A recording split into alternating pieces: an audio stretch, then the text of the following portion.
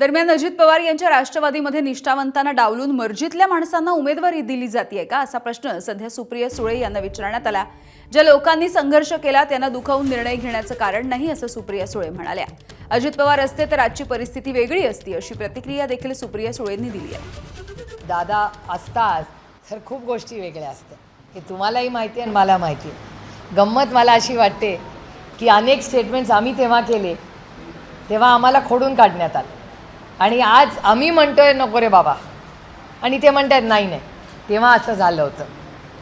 मग कसं आपण लोकांवर विश्वास कसा ठेवायचा असं मनात वाटतं, कारण का आम्ही अतिशय निर्मळ मनाने खरं सांगितलं आणि पांडुरंग साक्षी आहे त्याला आणि अनेक लोक साक्षी आहेत। आणि तेवढंच नाही, तुमच्यापैकी किती पत्रकार आहेत ज्यांना दादा स्वतःच बोलला होता।